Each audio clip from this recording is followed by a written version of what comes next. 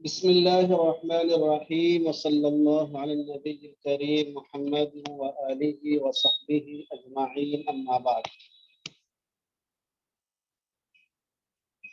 بقدرة ممكنة هي ما يجب بمجرد التمكن من الفعل، فلا يشترط بقاؤها لبقاء الوجوب لأنها شرط محض.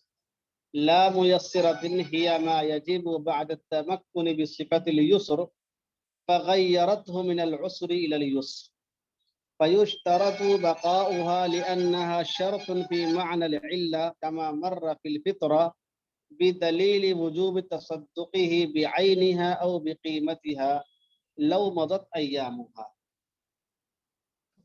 کل آپ حضرات کے سامنے جو آخری گفتگو ہوئی تھی وہ اس پر ہوئی تھی کہ قدرت ممکنہ اور قدرت میسرہ کسے کہتے ہیں، اور اس سلسلے میں جو بہترین وضاحت ہو سکتی تھی وہ ہم نے آپ حضرات کو لکھا دی تھی۔ قدرت ممکنہ اور میسرہ کی علامہ شامی نے جو تعریف کی ہے اور علامہ مجددی نے القواعد الفقہیہ میں جو شامل رسالہ ہے تعریفات الفقہیہ، اس میں جو کی تھی وہ تعریف لکھائی تھی اور ہم نے اس کی وضاحت لکھائی تھی۔ ایک مرتبہ اس وضاحت کو اور فرق کو اور آپ کو سنا دیتے ہیں تاکہ آپ کے ذہن میں آ جائے۔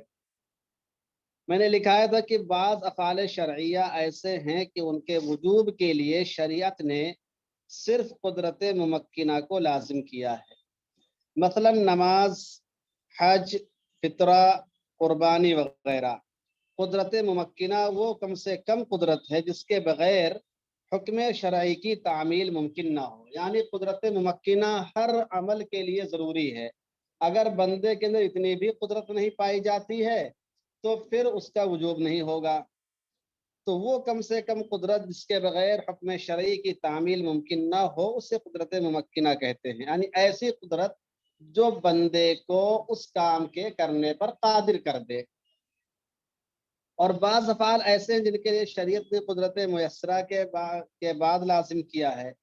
قدرت میسرہ کا مطلب یہ ہے کہ ایسی قدرت جو حکم شرعی کی تعمیل میں مزید آسانی کر دے، یعنی صرف قدرت ممکنہ کا پایا جانا کافی نہ ہو بلکہ کچھ مزید آسانی کی شرطیں لگا دی جائیں جس کے بعد وہ لازم ہو۔ بلکہ جیسے زکوٰۃ صرف مال کے ہو جانے سے واجب نہیں ہوگی، حالانکہ قدرت ممکنہ کا تقاضا یہ ہے کہ صرف مال آ جائے تو واجب ہو جائے، لیکن شریعت نے کہا کہ مال نامی ہو اور حولان حول ہو تب زکوٰۃ واجب ہوگی۔ اب اس سے ان لوگوں کو سہولت مل گئی جن کے پاس مال تو ہے مگر نامی نہیں ہے، یا مال نامی بھی ہے لیکن اس میں حولان حول نہیں ہوا ہے، تو اس سے یہ فائدہ ہوا کہ اس میں مزید آسانی کی صورت پیدا ہوگی۔ دونوں کے درمیان جو بنیادی فرق تھا وہ میں نے آپ کو واضح کیا تھا کہ قدرت ممکنہ اور میسرہ میں جو بنیادی فرق ہے وہ یہ ہے کہ قدرت میسرہ کے ذریعے سے واجب کی صفت عسر سے یسر کی جانب بدل جاتی ہے، یعنی اس میں مزید آسانی پیدا ہو جاتی ہے۔ عسر کی صفت، واجب کی جو صفت ہوتی ہے وہ عسر سے یسر میں تبدیل ہو جاتی ہے، اور جب تک یسر کی صفت باقی رہے گی اسی وقت تک کے واجب باقی رہے گا۔ اگر یسر کی صفت ختم ہو جائے گی تو وجوب بھی ختم ہو جائے گا۔ جیسے زکوٰۃ کا مال ختم ہو گیا یا نمو ختم ہو گئی یا 20 سال میں مال چوری ہو گیا، حولان حول نہیں ہوا، تو زکوٰۃ کا مال وغیرہ ختم ہو جانے سے، نمو ختم ہو جانے سے، 20 سال میں چوری ہو جانے سے زکوٰۃ بھی ثابت ہو جاتی ہے کیونکہ یسر کی صفت ختم ہو گئی۔ جبکہ جو چیز قدرت ممکنہ سے لازم ہوگی وہ قدرت کے ختم ہونے کے بعد ثابت نہیں ہوگی بلکہ اب بھی باقی رہے گی۔ مثلا کوئی شخص بالکل آخری وقت میں ایمان لایا اور غسل کر کے صرف تحریمہ باندھ سکتا ہو تو اس پر وہ نماز واجب رہے گی اور اس کی ادائیگی اس پر لازم ہوگی، سمجھ رہے ہیں؟ اسی طریقے سے قربانی ہے کہ وہ بھی قدرت ممکنہ سے لازم ہوتی ہے۔ اگر وہ ایام قربانی میں نہ کر پائے تو ایام قربانی کے بعد بعین ہی وہ جانور صدقہ کرنا پڑے گا یا اس کی قیمت دینی ہوگی۔ تو یہ قدرت ممکنہ اور میسرہ کی وضاحت تھی جو کل آپ کو لکھائی گئی تھی۔ اس وضاحت کے بعد بتائیے کہ آپ میں سے کتنے بات سمجھ میں آئی ہے؟ قدرت ممکنہ اور میسرہ کی بحث کتنے لوگوں کو سمجھ میں آئی؟ جی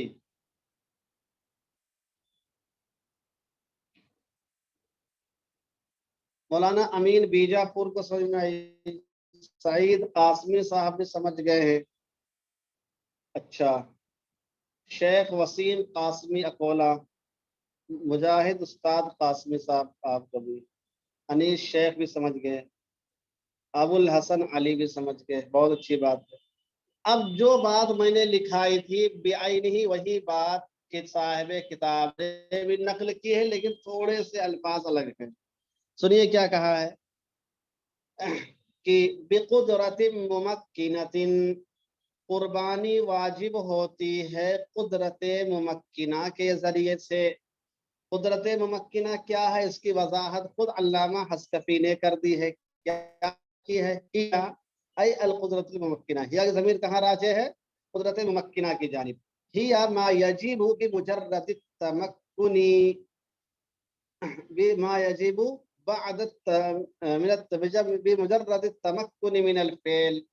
قدرت ممکنہ اسے کہتے ہیں جس سے عمل واجب ہو جاتا ہے فعل پر صرف قدرت حاصل ہو جانے سے۔ بالکل وہی بات ہے کہ نہیں ہے کہ وہ کم سے کم قدرت جو حکم شرعی کے لیے ضروری ہے اسی کو قدرت ممکنہ کہتے ہیں، میں نے آپ کو سمجھایا تھا، بالکل وہی بات ہے۔ ہیا یعنی قدرت ممکنہ، قدرت ممکنہ یہ ہے ما یجب جو واجب ہو جاتی ہے فعل پر صرف قادر ہو جانے سے، فلا یشترط بقاؤها، اور اس قدرت کا باقی رہنا شرط نہیں ہے وجوب کے بقا کے لیے، وجوب کے بقا کے لیے اس کا باقی رہنا شرط نہیں ہے، لأنها شرط محض، اس لیے کہ صرف ایک شرط کے درجے میں یہ ہے، یوں ہی ایک شرط کے درجے میں ہے۔ لا میسرۃ، قدرت میسرہ سے قربانی واجب نہیں ہوتی ہے۔ اب قدرت میسرہ کی تعریف سنیے، ہی ما یجب بعد التمکن بصفت اليسر، قدرت میسرہ یہ ہے کہ وہ قدرت کے بعد واجب ہو آسانی کی صفت کے ساتھ، آسانی کی صفت کے ساتھ۔ فغیرتہ من العسر الى اليسر، غیرت میں جو ہیا کی ضمیر ہے وہ راجع صفت کی جانب، تو یہ یسر کی جو صفت ہے اس کو عسر سے یسر کی جانب بدل دیتی ہے، تنگی سے آسانی کی جانب لے آتی ہے۔ فیشترط بقاؤها، اور اس قدرت ممکنہ کا اس یعنی صفت یسر کا باقی رہنا شرط ہے۔ بقاؤها میں جو ہا کی ضمیر راجع ہے وہ راجع ہے صفت یسر کی جانب، اس صفت یسر کا باقی رہنا شرط ہے، لأنها شرط فی معنی العلہ، اس لیے کہ یہ محض ایک شرط نہیں ہے بلکہ یہ شرط ایسی ہے جو علت کے معنی میں ہے، اور آپ کو معلوم ہے کہ علت پائی جائے گی تبھی معلول پایا جائے گا، جب علت پائی جائے گی تبھی معلول ہوگا۔ تو قدرت میسرہ علت کے درجے میں ہوتی ہے اور جو قدرت ممکنہ ہے وہ ایک خالص شرط کے درجے میں ہوتی ہے۔ بات سمجھائی؟ بعین ہی وہی بات ہے جو میں نے کل آپ کو اردو میں لکھائی ہے۔ تو قدرت ممکنہ کی تعریف انہوں نے یہ کی کہ جس سے فعل پر صرف قدرت حاصل ہو جاتی ہے اور اس قدرت کا باقی رہنا شرط نہیں ہوتا ہے۔ دوسرے کی قدرت میسرہ یہ ہے کہ اس میں مزید آسانی کی صفت پیدا ہو جاتی ہے اور وہ آسانی کی صفت اس کو تنگی سے آسانی کی جانب بدل دیتی ہے اور اس کا باقی رہنا شرط بھی نہیں ہے۔ اتنی بات تو کل بھی آپ کو سمجھ میں آ گئی تھی اور آج بھی سمجھ میں آ گئی ہے۔ اب ایک سوال یہ پیدا ہو سکتا ہے کہ یہ معنی العلہ کا مفہوم کیا ہو سکتا ہے، تھوڑا سا اس کی وضاحت اور ہونی چاہیے۔ تو یہ جو معنی العلہ کا لفظ استعمال کیا مصنف نے، اس کی وضاحت علامہ شامی نے کی ہے، اس کو آپ اپنی کاپی میں لکھ لیجئے۔ لیکن شرط فی معنی العلہ، اس کا مطلب کیا ہے؟ شرط فی معنی العلہ، اس کا مفہوم لکھیے، یعنی جس طرح علت حکم کے لیے مؤثر ہوتی ہے، یعنی جس طرح علت حکم کے لیے مؤثر ہوتی ہے दरवाजा खोल दीजिए मौलाना। जिस तरह इल्लत हुक्म के लिए मुअस्सिर होती है, उसी तरह यहाँ पर कुदरत मुयस्सिरा की शर्त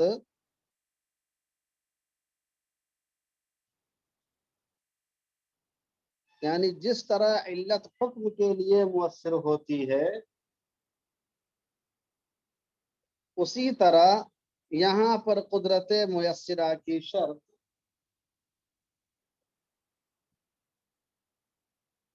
कुदरत मुयस्सिरा की शर्त ज़कात और कुर्बानी वगैरह के लिए मुअस्सिर है। ज़कात और कुर्बानी वगैरह के लिए मुअस्सिर है।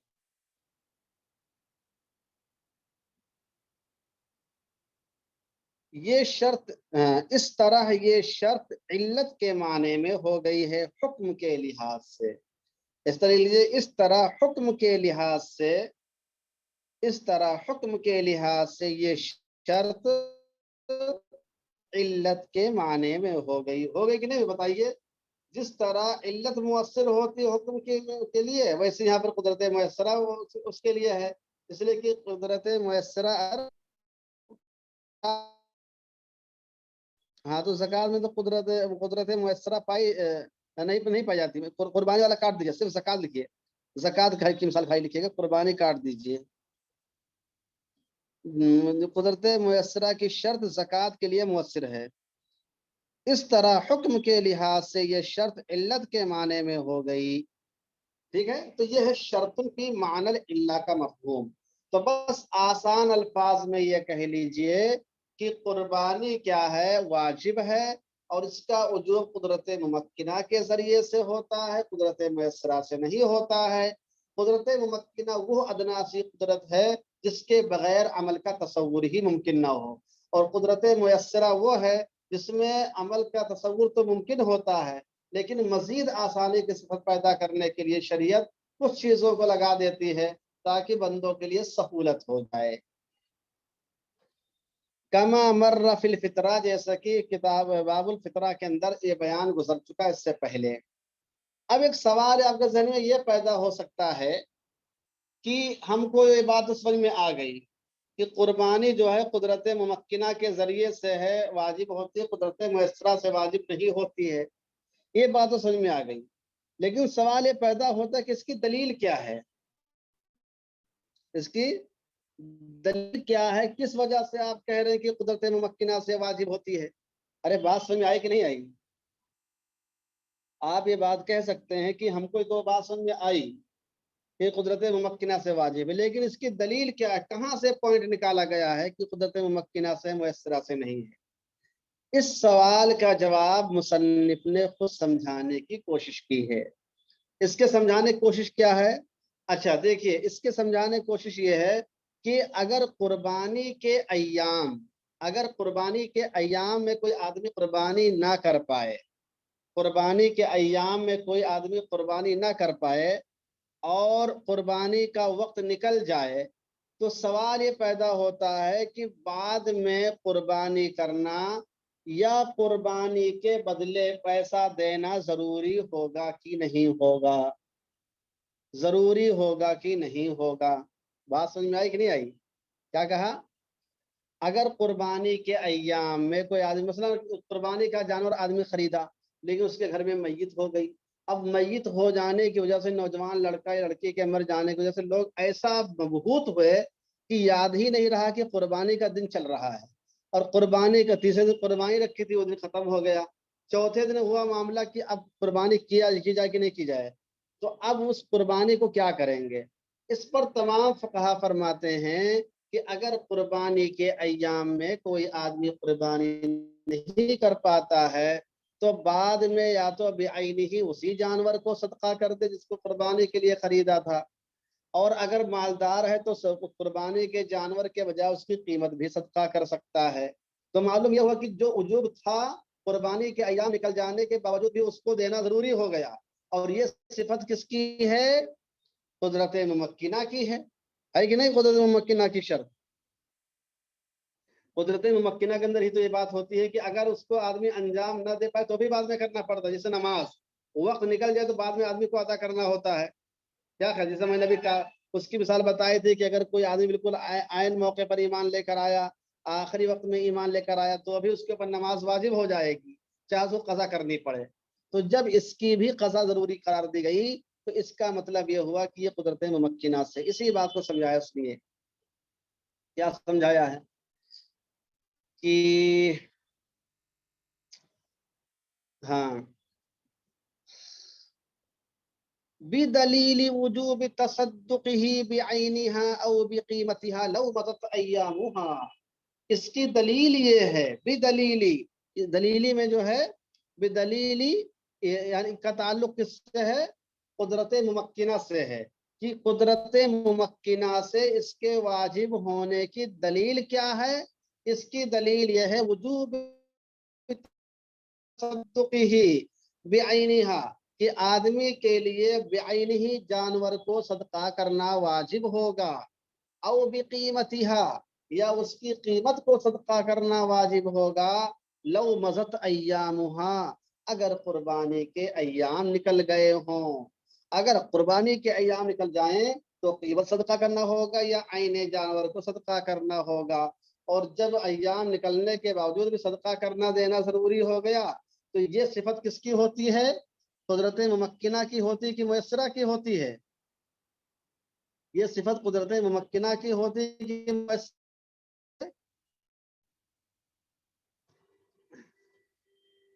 یہ صفت کس کی ہوتی ہے؟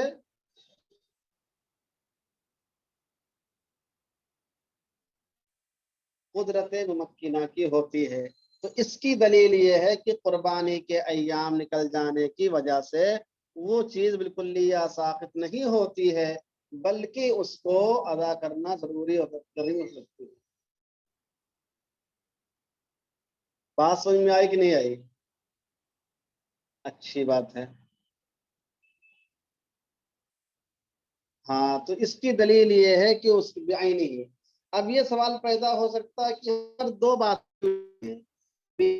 یہاں مسیحا کا ہے ایک ہی ہونا چاہیے. اس کا جواب یہ ہے کہ تھوڑی سی تفصیل ہے. اگر قربانی کا جانور آدمی نے خرید لیا تھا اور اس آدمی کو یا آدمی فقیر تھا صاحب نصاب نہیں تھا تو ان دو طرح کے لوگوں کے لیے اس دو طرح کے لوگوں کے لیے آواز کٹ رہی کیا ہماری؟ اچھا اچھا اب چلے گی. تھوڑا سا کبھی کبھی دقت کرنے لگتا ہے بیچ میں.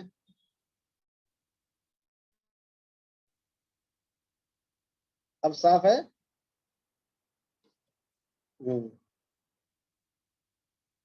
اب صاف ہے کچھ. تھوڑا سا اور آگے اس کو بڑھاتے ہیں تو بالکل صاف ہو جائے گی. یہ بیچ بیچ میں اس لیے تھوڑی دقت کرتا ہے تاکہ آپ کو احساس رہے کہ آپ آف لائن نہیں پڑھ رہے ہیں, آن لائن پڑھ رہے ہیں.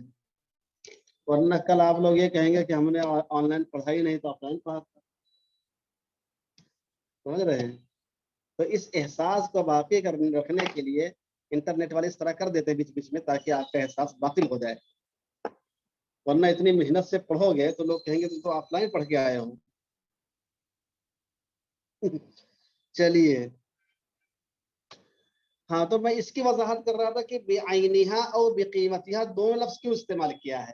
اس کے دونوں لفظ کے استعمال کرنے کی وجہ یہ ہے کہ اگر کوئی آدمی صاحب نصاب نہیں تھا تو صاحب نصاب کے لیے یا کسی آدمی نے کسی متعین جانور کی نظر مان رکھے تھے کہ اس جانور کو قربانی کریں گے تو اس طرح کے دو آدمیوں کے لیے عین جانور کو صدقہ کرنا واجب ہوگا قربانی کے ایام گزرنے کے بعد. قربانی کے ایام گزرنے کے بعد اسی جانور کو صدقہ کرنا واجب ہوگا. اور بقیمتیہ کا تعلق اس شخص سے جو صاحب نصاب ہو کہ اگر کوئی آدمی صاحب نصاب ہو تو اس کے لیے دونوں طرح کا وہ کام کر سکتا ہے.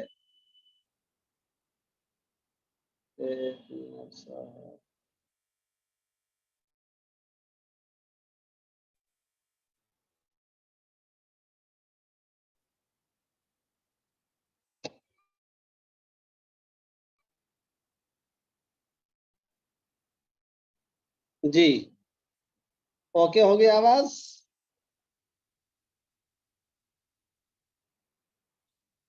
अच्छी बात है साहब। हम्म। तो क्या फरमाया इन्होंने कि बेआइनिहा और बेकीमतिहा की वजाहत इस तरीके से है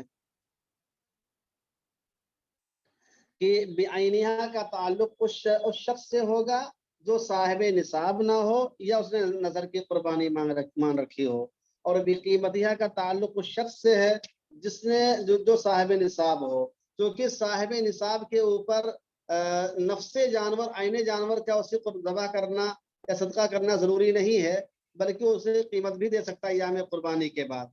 इसकी तफसील खुद आगे आएगी, और क्यों नहीं क्यों कर सकता है इसकी इल्लत भी वहां पर जिक्र की जाएगी, तो उस मौके पर इंशाअल्लाह हम आपको समझाएंगे। ये बताइए कि लव मदद अय्यामुहा तक के बात समझ में आई कि नहीं आई हर आदमी को? इतनी बात हर शख्स को समझ में आई कि नहीं आई मशाइख?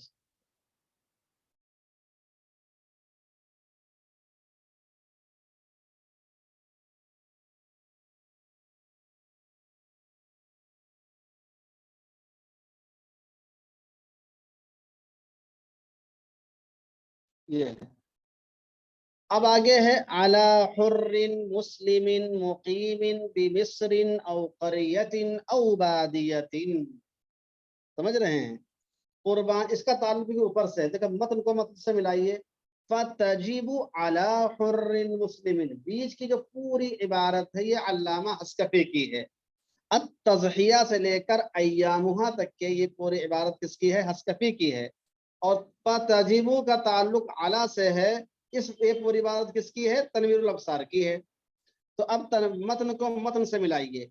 फतजिबु अला हुर्रिन मुस्लिमिन मुकीमिन, तो कुर्बानी वाजिब होती है आजाद शख्स पर, मुसलमान पर, मुकीम पर, खा वो आदमी शहर में मुकीम हो या गांव में मुकीम हो या देहात और टाउन में मुकीम हो, कहीं पर भी मुकीम हो उसके ऊपर कुर्बानी वाजिब हो जाएगी। समझ रहे हैं? तो फतजीब से उसका ताल्लुक हो गया। अब ये इकामत शहर के मिस्र और करिया और बादिया की वजाहत क्यों कर दी? ऐसा नहीं है कि सिर्फ शहर वालों पर कुर्बानी हो, अगर आदमी शहर के अंदर हो तो भी, करिया के अंदर हो तो भी, कहीं भी आदमी हालत इकामत में है तो उस पर कुर्बानी वाजिब होगी। आगे लफ्ज लिखा है आईनी। आईनी से मुराद क्या है? देखिए, इनके बीच में हवाला देने के दो तरीके हैं। साहिब किताब जो हवाले देते हैं वो दो अंदाज में हवाला देते हैं। कहीं किताब का नाम लिख देते हैं, जिससे ऊपर आया खानिया, एक जगह पे आया बस जाजिया, और एक जगह जगह पर क्या आया? तातार खानिया। तो कभी हवाला देते हैं किताब के नाम के साथ, और कभी हवाला देते हैं किताब के मुसन्निफ के नाम के साथ। जैसे यहाँ पर इन्होंने आईनी का हवाला दिया, अल्लामा आईनी की किताब में बात मौजूद है, यानी बिमिस्रिन औ करियतिन औ बादियतिन, इन तीन अल्फाज का जो इजाफा इन्होंने किया है अल्लामा हस्कफी ने आईनी के हवाले से किया है। ठीक है? आईनी की किताब का नाम लिख लीजिए अपनी कॉपी में कि इससे मुराद अल्लामा आईनी की रमजुल हकाइक फी शरही कंज़िद दकाइक है। आईनी की से उसी का मुराद है यहाँ पे। आईनी से मुराद लिखिए, अल्लामा आईनी की किताब रमजुल हकाइक फी शरही कंज़िद दकाइक है। अच्छा, कहीं पर ये आईनी के बजाय आपको ज़ैलई का हवाला देंगे। समझ गए? लिखा है ज़ैलई। अब उस ज़ैलई से मुराद क्या होगा? ज़ैलई की किताब जो है इसकी शरह बहरुर इसकी कंज़ुद दकाइक की हो, यानी तबीनुल हकाइक मुराद होती है। तो बहरहाल वो मकाम आएगा तो बताएंगे हम। यहाँ पर आईनी से मुराद कौन सी किताब है? रमजुल हकाइक, यानी अल्लामा आईनी ने इस इजाफे को तभी रमजुल हकाइक के हवाले से लिया है। ठीक है? तो ये बात मालूम होगी कि आदमी को मुसलमान होना शर्त है, आज़ाद होना शर्त है, मुकीम होना शर्त है, मुसाफिर के ऊपर कुर्बानी नहीं है। समझ रहे हैं? हाँ, अगर कोई मुसाफिर कुर्बानी करता है तो उसको कुर्बानी का सवाब मिल जाएगा, लेकिन उसके ऊपर वाजिब नहीं है। फला तजिबु अला हाजिन मुसाफिरिन, चुनांचे कुर्बानी वाजिब नहीं है उस हाजी पर जो सफर की हालत में हो। جو مسافر ہو یعنی اس کا مکے کے اندر قیام 14 دن سے کم ہی ہو رہا، 15 دن سے کم ہی اگر اس کا اقامت کا وقت ہے تو اس کے اوپر قربانی واجب نہیں ہے۔ لیکن مکے کے اندر اگر اس کی وہ 15 دن سے زیادہ ٹھہرنے کا ارادہ کیے ہوئے ہے، یا ٹور سے گیا ہے، ٹور کے اندر پہلے سے فکس ہے کہ وہ مکے کے اندر 15 دن قیام کرے گا، یا کیا نام ہے حج کمیٹی سے گیا ہے لیکن حج کمیٹی نے متعین کر دیا کہ تم 15 سے 20 دن ہی رہو گے مکے کے اندر ہوگے، پھر یہاں سے مدینہ جانا ہے، تو ایسا مسافر جو مکے کے اندر قیام کر لیتا ہو، اقامت کی نیت کر لیتا ہو، تو اس پر قربانی ڈبل واجب ہوگی، ایک حج والی قربانی ہوگی اور ایک کیا ہے بقرہ عید والی قربانی ہوگی۔ اور اگر کوئی حاجی ایسا ہے جو وہاں پر مسافر ہے، مقیم نہیں ہوا ہے، تو اس کے اوپر صرف ایک ہی قربانی ہوگی، حج والی۔ ارے بات سمجھ میں آ رہی کہ نہیں آ رہی مشائخ بلخ و بخارا؟ جی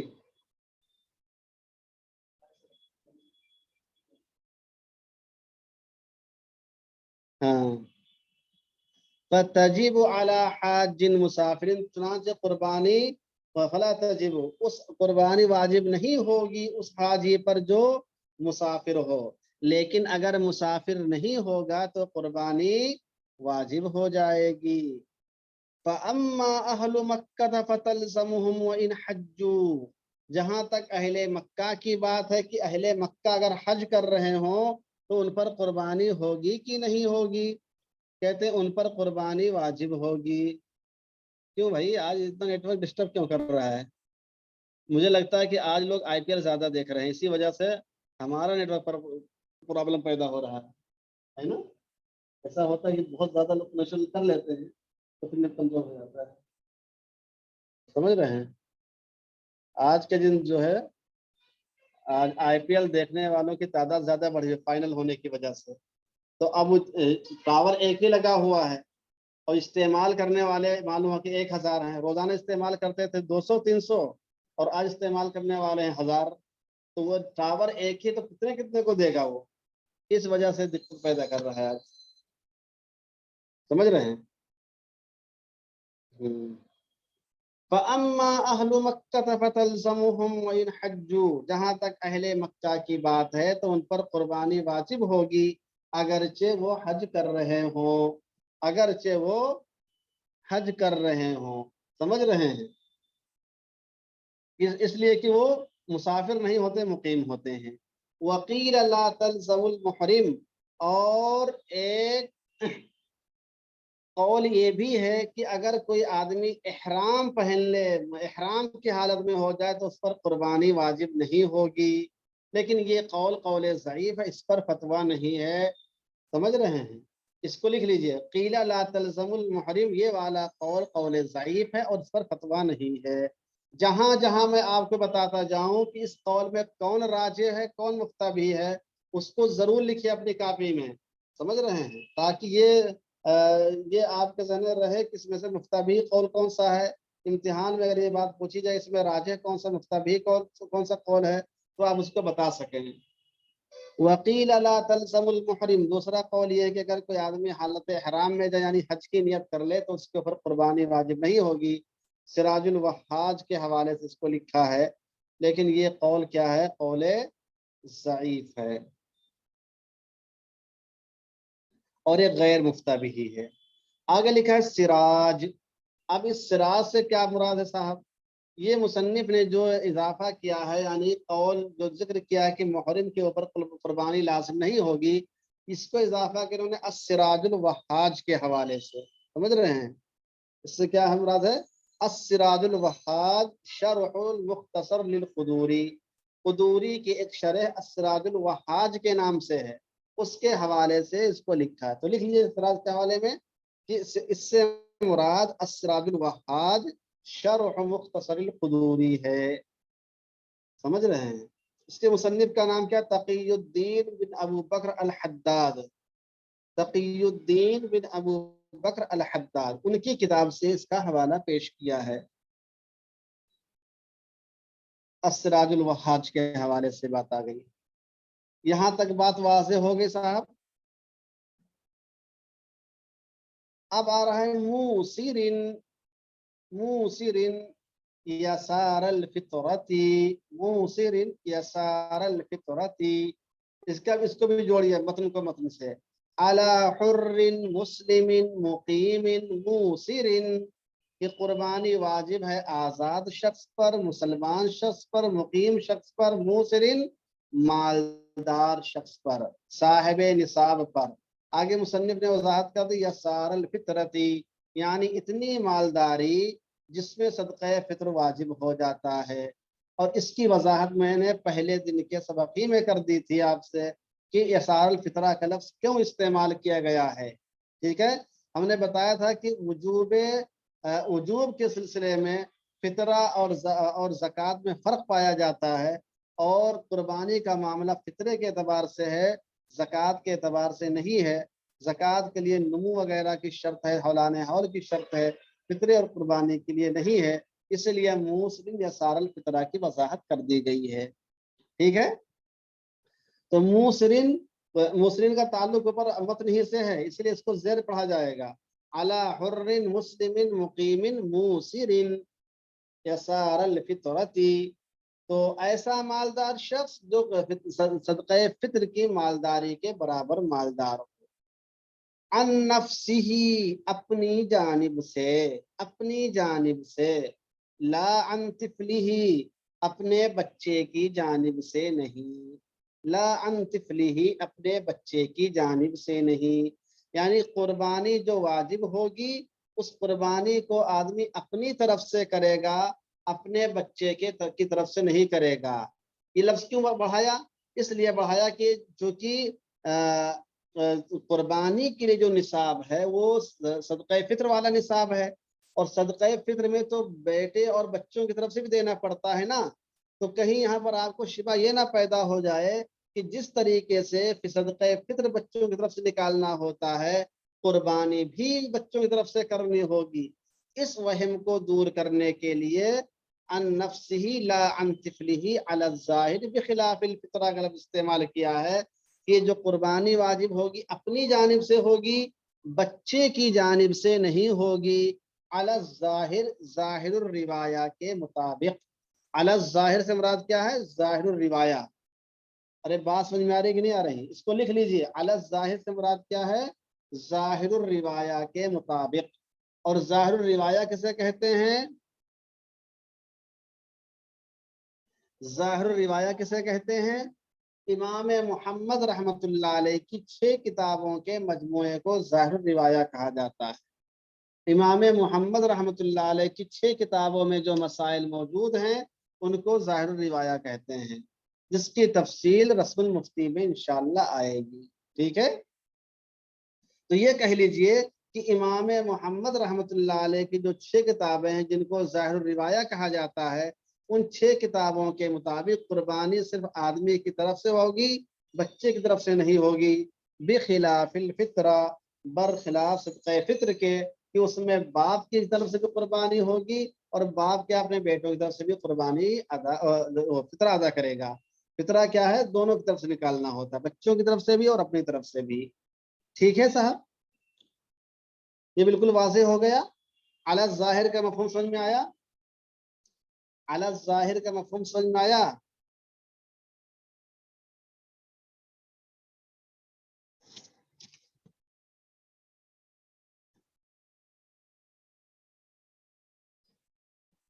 अच्छा, अब यहाँ पर एक सवाल आपके जहन में आ सकता है कि हमको ये बात तो समझ में आ गई कि बच्चे की तरफ से कुर्बानी नहीं करनी होगी, लेकिन सवाल ये पैदा होता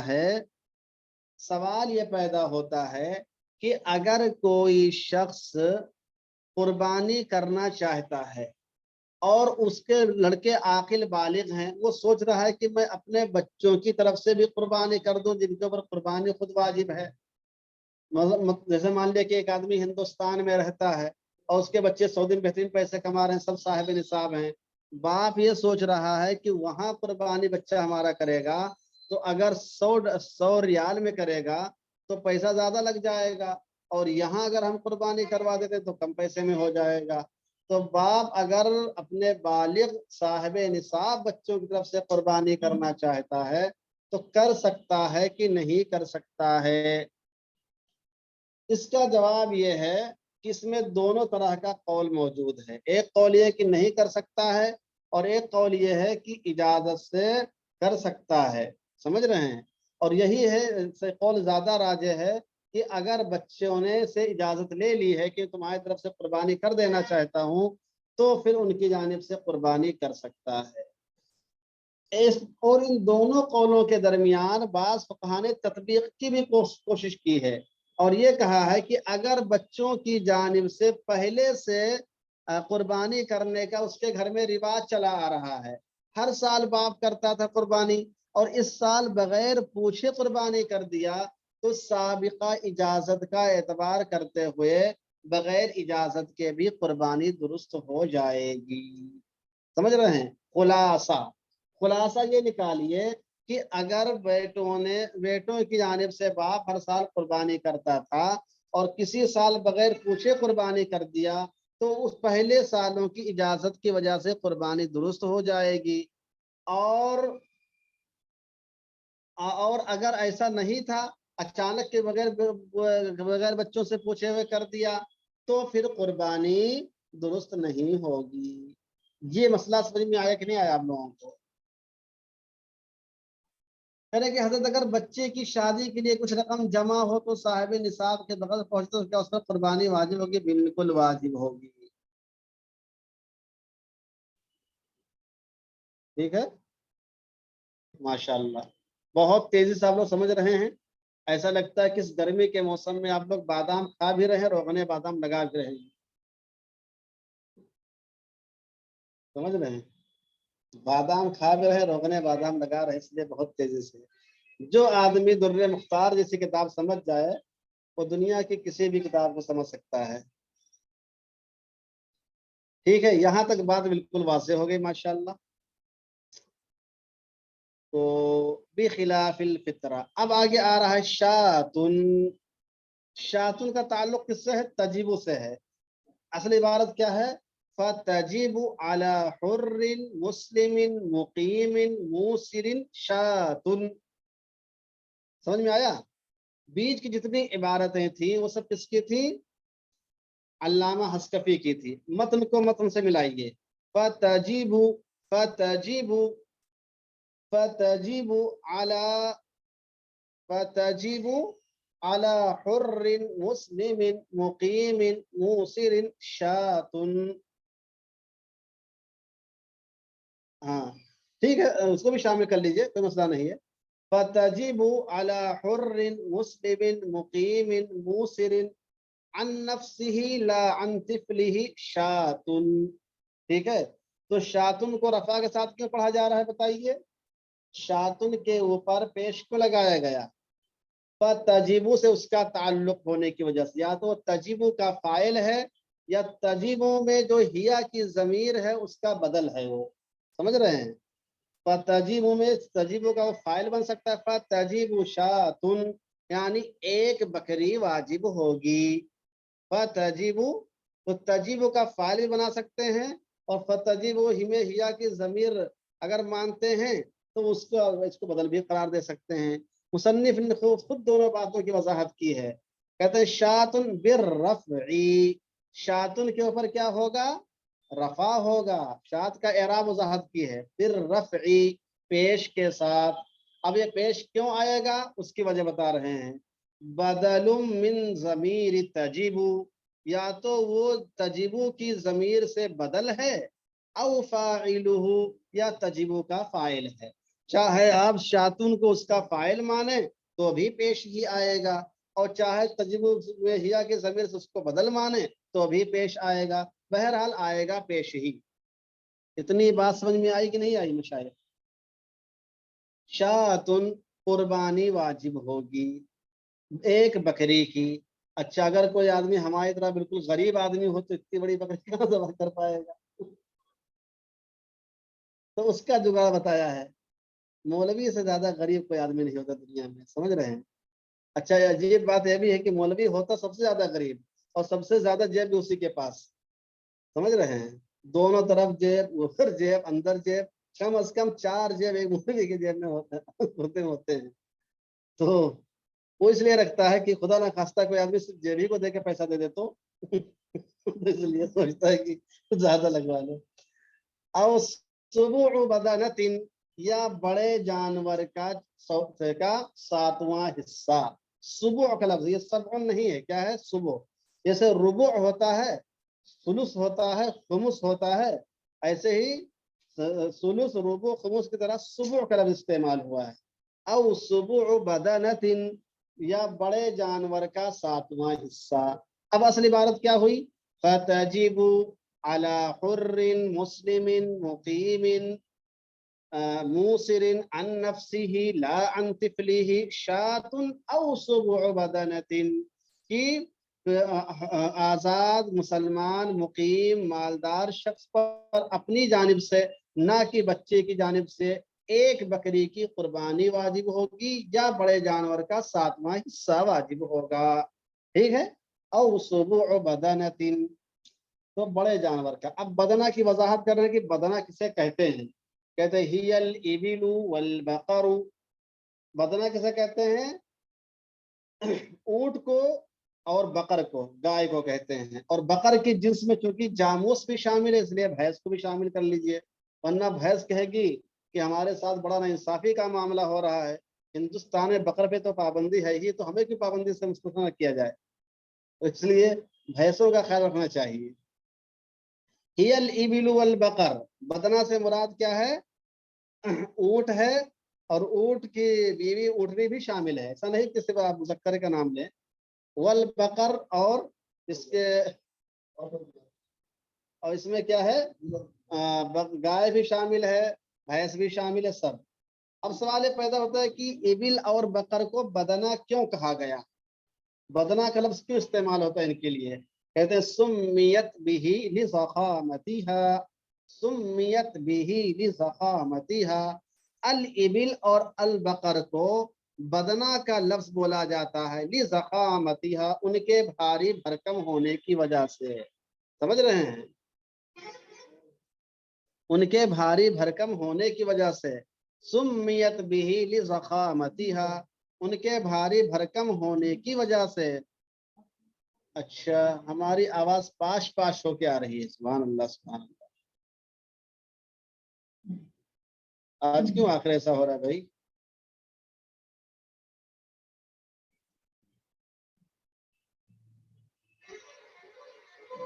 اب صاف ہوئی؟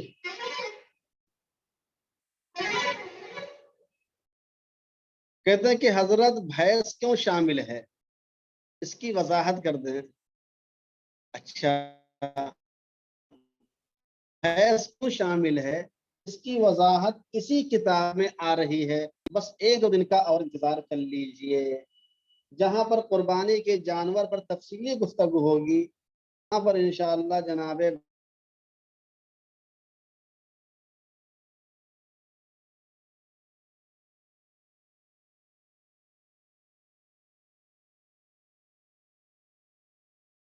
او سبع بدنۃ، یا بڑے جانور کا 7واں حصہ. بڑے جانور سے مراد کیا ہے؟ ابل اور بقر ہے.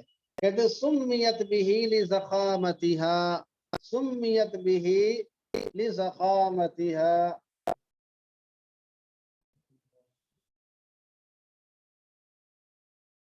اب آواز صاف ہے مشائخ؟ اب آ رہی ہے؟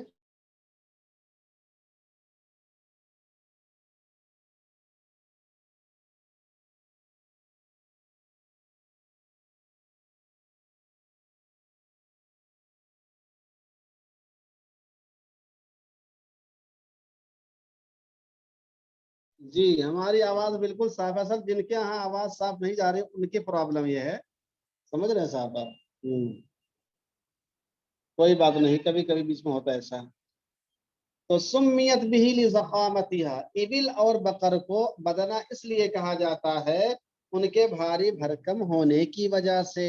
لضخامتھا، ان کے بھاری بھرکم ہونے کی وجہ سے. اچھا صاحب، اب دیکھیے کہتے ہیں وَلَوْ لِأَحَدِهِمْ أَقَلُّ مِنْ سُبُعٍ لَمْ يَجُزْ عَنْ أَحَدٍ. اگر 7 شریکوں میں سے، اگر 7 شریکوں میں سے کسی کا حصہ بھی اقل من سبعین 7ویں حصے سے کم ہو گیا، لم یجز عن احد تو کسی کی جانب سے بھی قربانی ادا نہیں ہوگی، کسی کی جانب سے بھی قربانی ادا نہیں ہوگی. سمجھ رہے ہیں؟ وَلَوْ لِأَحَدِهِمْ یعنی ایک بڑے جانور میں 7 لوگ شریک ہو سکتے ہیں، اگر 8ویں کو شریک کر لیا تو بتائیے کسی ایک کا حصہ کم ہوا کہ نہیں ہوا؟ لا محالہ آپ کو کسی ایک میں 2 کو کرنا پڑے گا.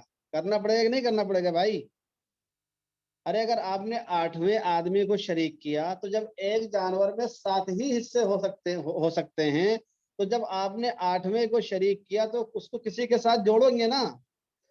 اگر سب کے ساتھ جوڑیں گے تو سب کا حصہ کم ہو گیا، اور اگر کسی ایک کے ساتھ جوڑیں گے تو اس کا حصہ کم ہو گیا.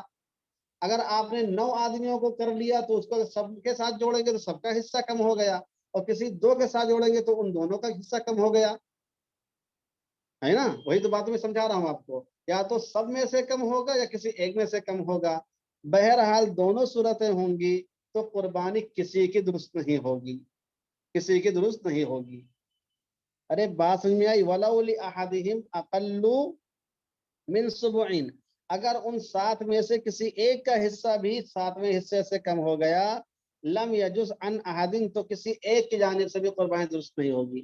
اب آپ کے ذہن میں سوال پیدا یہ ہو سکتا ہوگا کہ مولانا صاحب یہ مسئلہ تھوڑا سا چڑھا لگ رہا ہے، ہم کو سمجھ میں نہیں آ رہا ہے.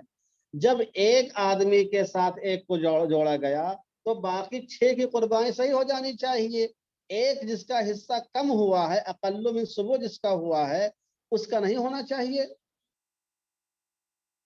سمجھ رہے ہیں؟ اس کا نہیں ہونا چاہیے. ایک اشکال پیدا ہو سکتا ہے کہ نہیں ہو سکتا ہے؟ ہاں یہ بھی اشکال پیدا ہو سکتا ہے. اس اشکال کے مشکل میں آپ کو چھوڑا نہیں جائے گا، حل کیا جائے گا. میرا اشکال سمجھ میں آئے گا نہیں ہے سب کو؟ میرا سوال سمجھ میں آ گیا نا سب کو؟ اس سوال کا جواب یہ ہے، اس سوال کا جواب یہ ہے کہ 7 کی قربانی، یا بلکہ ایک کو اور شامل کیا تو 8 بنا لیجیے. 8 کی جو قربانی ہوئی ہے ان میں عمل ذبح ایک پایا گیا یا 2 پایا گیا ہے؟ بتائیے. ان میں عمل ذبح ایک ہی مرتبہ پایا گیا کہ کئی مرتبہ پایا گیا ہے؟ ظاہر سی بات ہے پوری قربانی میں عمل ذبح ایک ہی مرتبہ پایا گیا ہے، ایک ہی مرتبہ جانور کو ذبح کیا گیا ہے نا. تو جب ایک ہی مرتبہ ہوا ہے تو اس ایک عمل میں تجزی ممکن نہیں ہے. ایسا نہیں کر سکتے کہ آدھے جانور کو 2 کی طرف سے ذبح کیا گیا، آدھے کو ایک طرف سے ذبح کیا گیا ہے. عمل ذبح میں تجزی نہ ہونے کی وجہ سے، یعنی اس میں کئی درست نہیں کر سکتے ہیں، تو جب تجزی نہیں پائی گئی تو کسی کی قربانی درست نہیں ہوگی. یہ آپ کہہ ہی نہیں سکتے ہیں کہ 6 کے صحیح قرار دے دیا جائے اور ایک کی غلط قرار دی جائے، اس لیے کہ جب 7 کی ایک ہی عمل ذبح پایا گیا ہے تو اس میں تجزی ہو ہی نہیں سکتی اس طریقے سے. کیا خیال ہے؟ ارے بات سمجھ میں آئی کہ نہیں آئی؟ ہاں تو چونکہ عمل ذبح جانور کا ایک ہی پایا جاتا ہے اور اس میں تجزی ممکن ہی نہیں ہے، یہ نہیں کہہ سکتے کہ جانور کا کچھ حصہ 6 کے نام کاٹا گیا ہے اور 6 حصہ اور ایک حصہ کچھ کے نام کاٹا گیا ہے. ایسا ممکن ہی نہیں ہے. ایسا نہ عقلاً ممکن ہے نہ فعلاً ممکن ہے.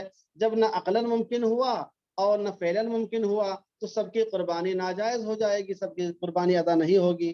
اور ایک کون پاگل آدمی جو ہمارے اسکرین پہ زیادہ لکھ رہا ہے، ہماری اسکرین پہ کون اس طرح بھائی کر رہا ہے؟ اسکرین پہ ایسا نکو کرتے ہیں.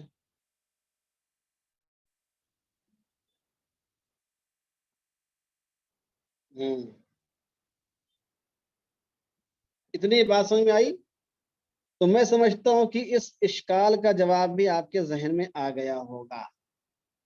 اچھا تو وَلَوْ لِأَحَدِهِمْ أَقَلُّ مِنْ سُبُعٍ لَمْ يَجُزْ عَنْ أَحَدٍ تو کسی کی جانب سے بھی ادا نہیں ہوگی قربانی. اب ایک سوال یہ پیدا ہو سکتا ہے کہ چلو ٹھیک ہے، ہم نے اتنی بات تو ہم کو سمجھ میں آ گئی، اتنی بات ہم کو سمجھ میں آ گئی. اب یہ بتائیے کہ اگر کسی قربانی میں زیادہ سے زیادہ 7 لوگ شریک ہو سکتے ہیں تو کیا اس میں کم لوگ بھی شریک ہو سکتے ہیں؟ اگر کسی بڑے جانور میں صرف 6 لوگ شریک ہوئے قربانی کر لے تو یا 5 ही लोग अपने नाम पे कुर्बानी कर लें तो क्या होगा? कहते हैं कि ये तो दुरुस्त है। समझ रहे हैं क्यों? इसलिए कि ज्यादा से ज्यादा 7 हो सकते हैं, उससे कम में नहीं। उससे आदमी एक, जब आदमी एक आदमी तनहा भी पूरे बड़े जानवर को कुर्बान कर सकता है अपने नाम से, 2 लोग भी कुर्बान कर सकते हैं, 3, यानी 7 से ज्यादा नहीं होना चाहिए, 7 से कम कर सकते हैं। बात समझ में आई कि नहीं आई? कहते वतुजज़ी अम्मा दून सबअतिन बिल औला, और एक बड़े जानवर में कुर्बानी अदा हो जाएगी 7 लोगों से कम की जानिब से, बिल औला बदरजे औला। जब 7 लोगों की कुर्बानी एक बड़े जानवर में हो सकती है तो 7 से कम की बदरजे औला हो सकती है। 7 से कम की बदरजे औला हो सकती है। यानी अगर 10 रोटी में 7 लोगों का पेट भर सकता है तो 6 का बदरजे औला भर सकता है, 5 का बदरजे औला भर सकता है। ऐसे ही एक बड़े जानवर में अगर 7 की कुर्बानी हो सकती है तो 6 की कुर्बानी, 7 की कुर्बानी बदरजे औला हो सकती है। क्या ख्याल है? इसलिए कहा तुझसी अम्मा दून सबअतिन बिल औला, और एक बार तुझसी में जो हिया की जमीर राजे है, वो राजे है बदना की जानिब। एक बड़ा जानवर काफी हो जाएगा 7 से कम लोगों की जानिब से, बिल औला बदरजे औला। अच्छा, अब यहाँ पर एक सवाल आपके जहन में और पैदा हो सकता है कि चलो मान लिया एक बड़ा जानवर है, उसपे 5 लोगों ने कुर्बानी की, तो ये जो 5 लोगों ने कुर्बानी की तो 5 हिस्से इनके नाम से हो गए, बाकी 2 हिस्से जो बचे उसका क्या करेंगे? वो उस 2 हिस्से की कुर्बानी हुई कि नहीं हुई? अरे इस तरह के सवाल हो सकता है ना? नहीं समझ में आ रहा है आपको? मैं कह रहा हूं कि जैसे एक बड़े जानवर में 7 हिस्से होते हैं, अगर 5 ही लोग उसको कुर्बानी करें तो 5 लोगों के नाम से 5 हिस्से हो गए, बाकी 2 हिस्से पे कुर्बानी हुई कि नहीं हुई, या बाकी 2 हिस्से को क्या किया जाएगा? इसका जवाब यह है कि जो 5 लोगों की कुर्बानी होगी सिर्फ 5 हिस्से की नहीं होगी, बल्कि उस पूरे जानवर पे कुर्बानी उनकी मानी जाएगी। अरे देखो, मैं आप तकसीम की बात करें, मैं तकसीम की बात नहीं कर रहा हूँ, मैं तकसीम की बात नहीं कर रहा हूँ, मेरा सवाल अलग है। मेरा सवाल यह है कि अगर 5 लोग शरीक होते हैं तो एक जानवर में 7 लोगों की जानिब से कुर्बानी हो सकती है। अब 5 लोगों ने कुर्बानी की तो 5 लोगों की तरफ से कुर्बानी हो गई, लेकिन 2 जो हिस्से बचे हुए उसकी कुर्बानी हुई कि नहीं हुई, ये मैं कहना चाहता हूँ, ना कि उनके तकसीम की बात कर रहा हूँ। उसका जवाब यह है कि इन 5 की जो कुर्बानी हुई है वो पूरे जानवर की हुई है, ना कि 5 हिस्से की हुई है। तो जब पूरे जानवर की कुर्बानी हुई तो 2 हिस्से बचने का माना ही नहीं है। अब इसकी दलील क्या है? इसकी दलील ये है कि चूंकि अमले ज़ब्ह में तजस्सी नहीं होती है, तो जब तजस्सी नहीं होती तो पूरा जानवर की तरह ज़ब्ह माना जाएगा। अरे बिल्कुल वाज़ेह हो कि नहीं, वो दूध का दूध। अरे बात समझ में आई मशाइख? हाँ, थोड़ा सा गहराई से इसलिए पढ़ा रहा हूँ ताकि आपके जहन में कुशादगी पैदा हो, उसात पैदा हो, वरना ये सब बातें इसके अंदर है नहीं। ये वो बातें हैं जो आपके जहन में आ सकती हैं और इस इबारत से हल हो सकती हैं। ठीक है, जो आपके जहन में आ सकती है उस इबारत से हल हो सकती है वो बातें। इतनी गहराई से तो ऑफलाइन वाले भी नहीं पढ़ाते, पता है आपको? ऑफलाइन वाले तो तर्जुमा करके शरह करके निकल जाते हैं, इन सवालात के जवाब कोई नहीं देता है। हालांकि सवालात बहुत माकूल हैं, उनके जवाब आने भी चाहिए। ठीक है बात? अच्छा, चलते हैं, यहाँ पे ये बात हो गई। तो वतुजज़ी अम्मा दून सबअतिन बिल औला, तो 7 लोगों से कम होंगे तो उनकी कुर्बानी बदर्जे औला हो जाएगी। अच्छी बात है, यहाँ पे समझ में आई आपको? अच्छा, अब देखिए क्या है, वयुज़ही अन वलदिही अस्सगीर मिन मालिही सह्हहु फिल हिदाया। अगर वो 2 हिस्से में अकीका करते हैं, अकीका कर सकते हैं बिल्कुल, उसकी बात आगे आ रही है, अकीके की बात भी आगे आ रही है। 2 हिस्से में अकीका कर सकते हैं, 5 हिस्सा कुर्बानी कर दे, 2 हिस्सा अकीका कर सकते हैं। अगर मतलब ना अकीका करे ना कुर्बानी करे तो क्या होगा, उसका जवाब मैंने दिया है। समझ रहे हैं? उसका जवाब हमने दिया है। अच्छा, ऊपर छूट गया। हाँ, वतुजज़ी अम्मा दून सबअतिन बिल औला, اور 7 لوگوں کی جانب سے جو کم ہوں گے ان کی جانب سے وہ درجہ اولا ہو جائے گی. کہتے ہیں فجرا نصب علی الظرفیت یوم النحر الى فجر یوم النحر الى آخر ایامہ. یہاں سے قربانی کا وقت بتا رہے ہیں اور اس کا تعلق بھی ذرا سا 1 منٹ رکیے, 1 منٹ رک جائیے.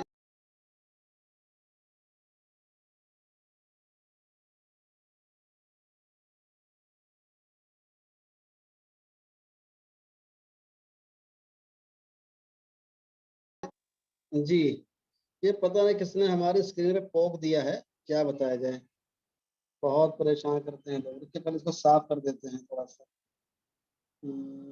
کہاں ہے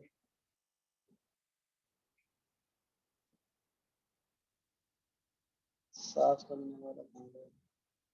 یہ نہیں رہا صاف کرنے والا. بہرحال ہاں یہ آیا. کیا ہو رہا ہے اریز کا.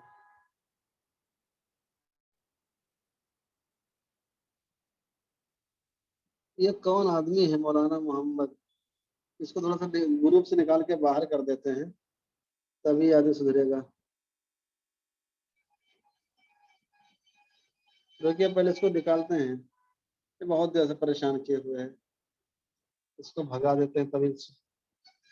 کون ہے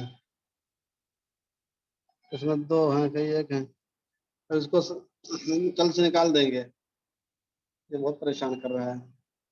اچھا آگے فجرا نصب علی الظرفیہ, یعنی فجرہ کا اعراب بتایا کہ را کے اوپر زبر کیوں ہے.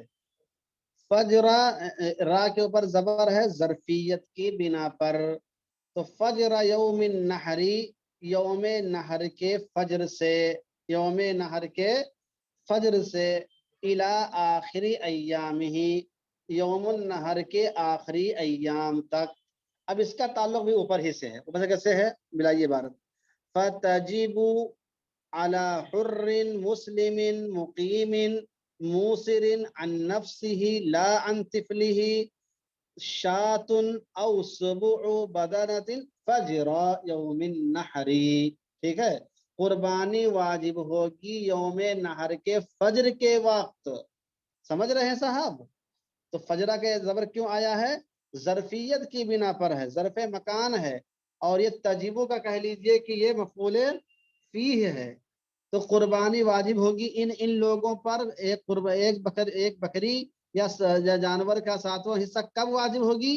فجر یوم النحری, یوم النحر یعنی 10 تاریخ کے فجر کے وقت سے لے کر الی آخری ایامہ, قربانی کے آخری ایام تک. اب بتائیے ایام ہی میں جو ہا کی ضمیر ہے وہ کہاں راجع ہے؟ ایام ہی میں ہا کی ضمیر کہاں راجع ہے؟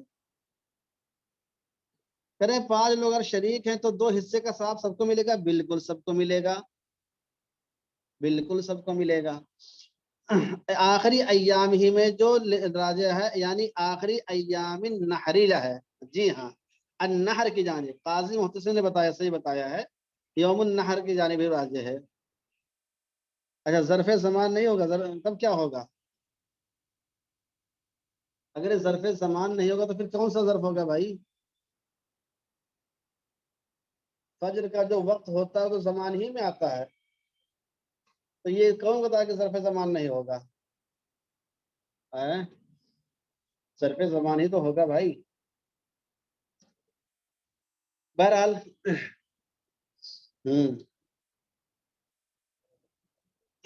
الى آخری ایام تک کے بات سمجھ میں آئی نا سب کو؟ اب کہہ رہے کہ قربانی کے ایام کیا ہیں؟ وہی ثلاثۃ, اور یہ 3 دن ہیں. افضلها اولها, ان تینوں دنوں میں پہلے دن قربانی کرنا زیادہ افضل ہے. پہلے دن قربانی کرنا افضل ہے, پھر اس کے بعد دوسرے دن افضل ہے, اور سب سے آخر میں تو تیسرا دن بیچارہ ہے ہی ہے. اب اس میں کیا کرو گے؟ سمجھ رہے ہیں؟ ارے بات سمجھ آئی مشائخ یہاں پر؟ وہی ثلاثۃ, اور قربانی کے دن کیا ہے؟ 3 ہیں. افضلها اولها, پہلے دن قربانی کرنا افضل ہے, پھر اس کے بعد دوسرے دن قربانی کرنا افضل ہے, پھر تیسرے دن. اب آگے وَيُضَحِّي عَنْ وَلَدِهِ الصَّغِيرِ مِنْ مَالِهِ، اور باپ قربانی کرے گا اپنے چھوٹے بچے کی طرف سے مِنْ مَالِهِ، اس کے مال سے، اس کے مال سے۔ صححہ فی الہدایہ، ہدایہ میں اسی کی تصحیح کی ہے۔ وقیل لا، اور دوسرا قول یہ ہے کہ باپ بیٹے کے مال سے اس کی جانب سے قربانی نہیں کرے گا۔ صححہ فی الکافی، کافی میں اسی کی تصحیح کی ہے۔ اب مسئلہ کیا سمجھ میں آیا؟ مسئلہ یہ ہے کہ اگر کوئی چھوٹا بچہ صاحب نصاب ہے، کوئی چھوٹا بچہ صاحب نصاب ہے، مثلا وہ پیدا ہوا اور 10 سال کے بعد پیدا ہوا تھا، اب اس کے نانا نانی ماما ماموں چاچا چاچو اتنے خوش ہوئے کہ مار ہدیہ تحفہ پیسہ کے بالکل اس کا بینک بیلنس بنا دیا، 50,000 روپیہ اس کو مل گیا خالی عقیقے کے اندر۔ اب اس کے ابا نے سیو کر کے رکھ دیا 50,000 روپیہ بچے کا ملا ہوا ہے، تو اب یہ بچے کے اوپر قربانی واجب ہوگی کہ نہیں ہوگی؟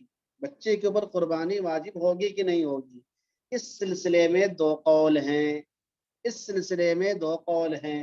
ایک قول یہ ہے کہ ایسا بچہ جو صاحب نصاب ہو اس پر قربانی واجب ہوگی اور باپ اس کی جانب سے اس کے مال سے قربانی کرے گا۔ صاحب ہدایہ نے اسی قول کو اختیار کیا ہے، اور علامہ تمرتاشی نے بھی اسی کو اختیار کیا ہے۔ بتائیے علامہ تمرتاشی نے اپنے کس کتاب میں اس کو اختیار کیا ہے؟ بتائیے علامہ تمرتاشی نے اپنے کس کتاب میں اس قول کو اختیار کیا ہے کہ چھوٹے بچے پر قربانی واجب ہوگی؟ کوئی بتا سکتا ہے؟ جی مجاہد، لگتا ہے بہت ماشاءاللہ حافظہ مضبوط آپ لوگوں کا ہے۔ تنویر الابصار ہی میں، ہاں یہی ہے، تنویر الابصاری کی تو عبارت ہے، یہ صحیح ہے کہ علامہ تمرتاشی جو ماتن ہے اس کتاب کے، ماتن کا رجحان بھی یہی ہے کہ باپ کیا ہے اپنے مالدار بچے کی جانب سے قربانی کرے گا۔ سمجھ رہے ہیں؟ قربانی کرے گا، اچھی بات ہے، یہ ہو گیا قربانی کرے گا۔ اور مصنف نے یعنی علامہ تمرتاشی نے اسے اختیار کیا ہے، اور صاحب ہدایہ نے اس کی تصحیح بھی کی ہے، یعنی صاحب ہدایہ کی تصحیح کے مطابق بچے کے مال میں قربانی واجب ہوگی۔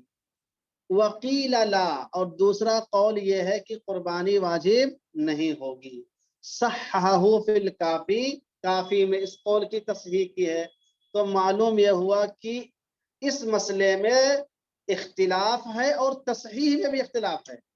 سمجھ رہے ہیں؟ بعض لوگوں نے وجوب قربانی والے قول کو صحیح قرار دیا ہے جس میں صاحب ہدایہ سر فہرست ہیں، اور بعض لوگوں نے قربانی کے واجب نہ ہونے کو کی تصحیح کی ہے، اور صاحب کافی کا بھی یہی قول ہے، انہوں نے اس کی تصحیح کی ہے۔ اب سوال یہ پیدا ہوتا کہ ہم جیسے غریب فقیر محتاج لوگ کس قول کو مانیں؟ سمجھ رہے ہیں؟ غریب فقیر مطلب علم کے اعتبار سے دونوں بڑے بڑے مولانا ہیں، صاحب ہدایہ بہت بڑے مولانا ہیں، یہ کافی کے جو حاکم شہید ہیں وہ بہت بڑے عالم ہیں۔ اب کس مولانا کی آپ بات مانیں گے؟ سمجھ رہے ہیں؟ تو اس کو لکھ لیجئے آپ، دیکھیے وَيُضَحِّي عَنْ وَلَدِهِ الصَّغِيرِ والا جو قول ہے، وَيُضَحِّي عَنْ وَلَدِهِ الصَّغِيرِ والا جو قول ہے، یہ قول غیر مفتیٰ بہ ہے۔ یہ قول اپنی کاپی میں لکھ لیجئے، یہ قول کیا ہے؟ غیر مفتیٰ بہ ہے، اس پر فتویٰ نہیں ہے۔ اور وقیل لا، جس کو صاحب کتاب نے صیغہ تمریض سے بیان کیا ہے، ضعیف قول کے طور پر بیان کیا، وہ مفتیٰ بہ ہے۔ سمجھ رہے ہیں؟ یعنی کافی نے جس قول کی تصحیح کی ہے وہ مفتیٰ بہ ہے، صاحب ہدایہ نے جس کی تصحیح کی مفتیٰ بہ نہیں ہے۔ اس پوائنٹ کو اپنے ذہن میں ضرور رکھیں، اس پوائنٹ کو اپنے ذہن میں ضرور رکھیں۔ صححہ فی الکافی، اچھا کافی سے مراد کون سی کتاب ہے؟ لکھ لیجئے،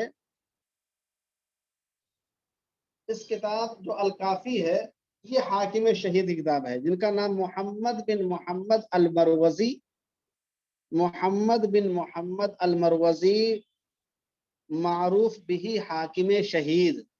ان کی تفصیلی بحث ان کے نام کے بارے میں اور کتاب کے بارے میں آئے گی جب ہم آپ کو رسم مفتی پڑھائیں گے۔ ابھی اتنا یاد رکھیے کہ الکافی یہ حاکم شہید کی کتاب ہے، ٹھیک ہے؟ محمد بن محمد المروزی معروف بھی حاکم شہید، متوفہ 334 ہجری، متوفہ 334 ہجری۔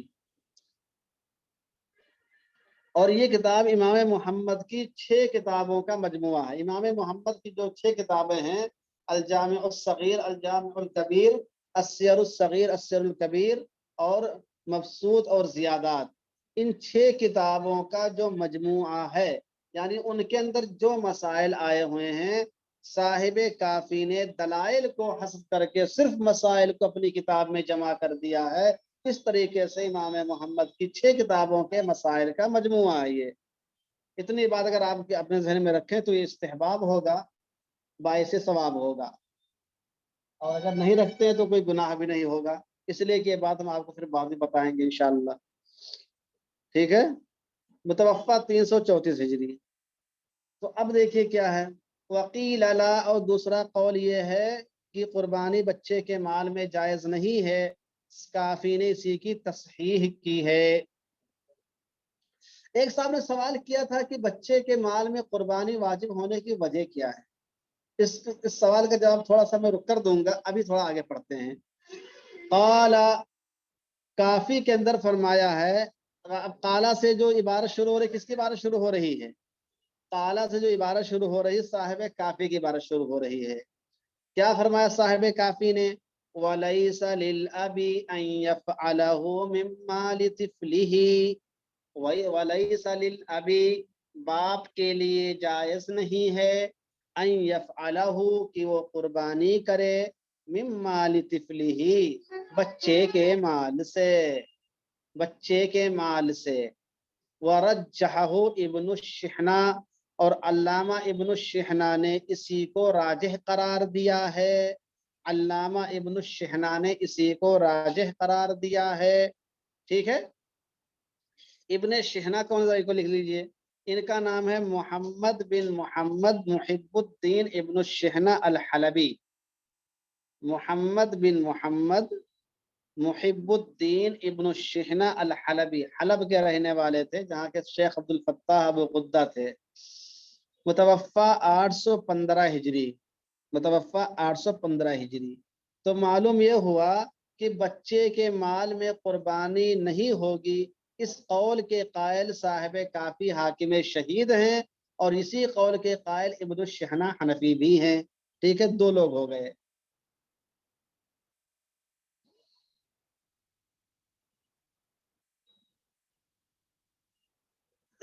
اچھا، قلتو، میں کہتا ہوں، قلتو سے مراد کون ہے؟ علامہ حسکفی، علامہ حسکفی کہتے ہیں، وَهُوَ الْمُعْتَمَدُ، اور یہی قول زیادہ معتمد ہے۔ کون والا قول بتائیے، ہدایہ والا یا کافی والا؟ بولیے۔ ابن الشحنہ کا نام بتایا، محمد بن محمد محب الدین ابن الشحنہ الحنفی الحلبی، ہاں کافی والا قول، جی جی بالکل سمجھ کے پڑھیے، تھوڑی سی تاخیر ہو جائے لیکن آپ قاعدے سے پڑھیے۔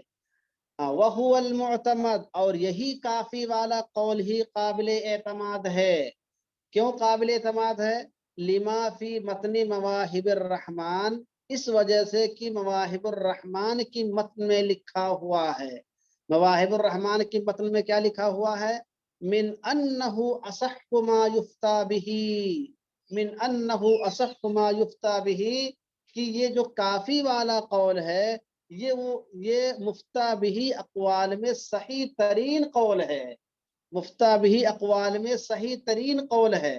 تو جب صحیح ترین قول کافی والا ہوا تو کافی والے قول پر ہی فتویٰ ہوگا، صاحب ہدایہ کے قول پر فتویٰ نہیں ہوگا، ٹھیک ہے؟ اب ایک سوال پیدا ہوتا ہے کہ یہ متن مواہب الرحمن کیا چیز ہے؟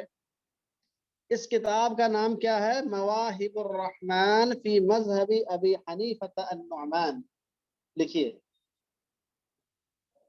مواہب الرحمن فی مذہب ابی حنیفہ النعمان۔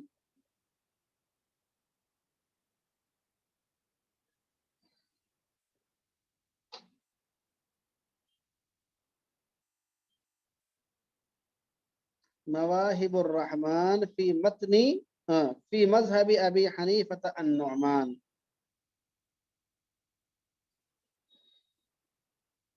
اسی کا دوسرا نام المواہب اور اسی کا تیسرا نام متن المواہب ہے. چاہے مواہب الرحمن کہیں، چاہے متن المواہب کہیں، چاہے متن مواہب الرحمن کہیں، تینوں ایک ہی چیز ہے. بس ایسے سمجھ لیجئے کہ ایک میاں کے تین نام، فضل، فضل، فضل الرحمن. سمجھ رہے ہیں؟ ایک میاں کے تین نام، فضل، فضل، فضل الرحمن. بس ایسے ہی سمجھ لیجئے کہ یہ کتاب کے تین نام ہیں، مواہب، متن المواہب اور مواہب الرحمن. بات سمجھ میں آئی؟ اس کے مصنف ہیں برہان الدین ابراہیم بن موسیٰ الطرابلسی. ابراہیم بن موسیٰ، برہان الدین ابراہیم بن موسیٰ الطرابلسی. الطرابلسی متوفہ 922 ہجری. متوفہ 922 ہجری. ابھی طرابلس کہاں پہ ہے اس کو ذرا معلوم کر لیجئے. آج کل آپ نے ایک سنا ہوگا، لیبیا کا نام سنا ہوگا. ایک ملک لیبیا ہے نا، معمر قذافی والا ہو، نہیں جانتے ہو؟ لیبیا میں ایک شہر کا نام ہے ٹریپولی. کیا نام ہے؟ ٹریپولی. TRIPOLI، Tripoli. ٹریپولی ہی کا پرانا نام طرابلس ہے. ٹریپولی ہی کا پرانا نام کیا ہے؟ طرابلس ہے. آپ لکھ لیجیے اپنی کاپی میں کہ لیبیا کا ایک شہر ٹریپولی ہے، اسی کو کیا ہے، اسی کا پرانا نام طرابلس ہے. اور صاحب کتاب جو یہ ہیں متن مواہب کے مصنف، یہ وہی کے رہنے والے تھے. ٹھیک ہے، اتنی بات واضح ہو گئی. اب خلاصہ کیا نکلا؟ خلاصہ یہ نکلا کہ کافی نے جس قول کی تصحیح کی ہے، اسی قول کو ابن شہنا نے قابل اعتماد قرار دیا ہے، اور متن مواہب کے مصنف برہان الدین ابراہیم بن موسیٰ طرابلسی نے اس کو اصح ما یفتیٰ بہ قرار دیا ہے. تو معلوم یہ ہوا کہ صاحب کافی کے ساتھ ابن الشہنا بھی ہیں، اور متن مواہب کے مصنف برہان الدین الطرابلسی بھی ہیں. تین لوگ ہو گئے کہ نہیں ہو گئے؟ ارے بات نہیں سمجھا رہی کیا میری؟ تین لوگ ہو گئے ان کا ساتھ دینے والے بھائی اس قول کا. صاحب کافی حاکم شہید بھی ہیں، ابن الشہنا حنفی بھی ہیں، اور متن مواہب کے مصنف مواہب الرحمن کے مصنف جو ہیں وہ بھی ہیں. ٹھیک ہے، تو تین لوگ ہو گئے. اچھا، اتنی بات سمجھ میں آئی اب آپ کو؟ اب دیکھیے، ابھی میں تو پھر ترجمہ کر دیں گے، آپ پریشان نہ ہو، میری پوری بات سمجھنے کی کوشش کیجیے. وعلله في البرهان بأنه كان المقصود الإتلاف، فالأب لا يملكه في مال ولده كالإثم أو التصدق باللحم، فمال الصبي لا يحتمل صدقة التطوع وعزاه للمبسوط فليحفظ. یہ دیکھیے صاحب، بڑی غضب کی بات ہے. اب سوال یہ پیدا ہوتا ہے کہ مواہب الرحمن والے نے، ابن الشہنا حنفی نے اور کافی والے نے جو بات لکھی ہے کہ بچے کے مال میں قربانی نہیں ہوگی، اس کی علت کیا ہے؟ اس کی علت کیا ہے؟ کہتے ہیں وَعَلَّلَهُ فِي الْبُرْهَانِ، اس قول کی علت البرہان کے اندر بیان کی ہے. سمجھ رہے ہیں کہ آخر اس کو بچے کے مال میں قربانی جائز نہیں ہے، اس کی علت کیا ہے؟ کہتے ہیں یہ اس کی علت البرہان کے اندر بیان کی گئی ہے. البرہان کا پہلے لکھ لیے تعارف کیا ہے. البرہان فی شرح مواہب الرحمن، اوپر جو مواہب کی بات آئی تھی نا کہ مواہب الرحمن کے اندر اس کو اصح قرار دیا گیا ہے، تو مواہب کی ایک شرح ہے، اس کا نام ہے البرہان. ٹھیک ہے، البرہان فی شرح مواہب الرحمن. اور عجیب بات یہ ہے کہ مواہب الرحمن کے مصنف نے خود اپنی کتاب کی شرح البرہان کے نام سے لکھی ہے. تو یہ لکھ لیجئے کہ البرہان فی شرح مواہب الرحمن، مصنف نے خود اپنی کتاب کی شرح لکھی ہے. یہاں متن اور شرح دونوں کا حوالہ موجود ہے.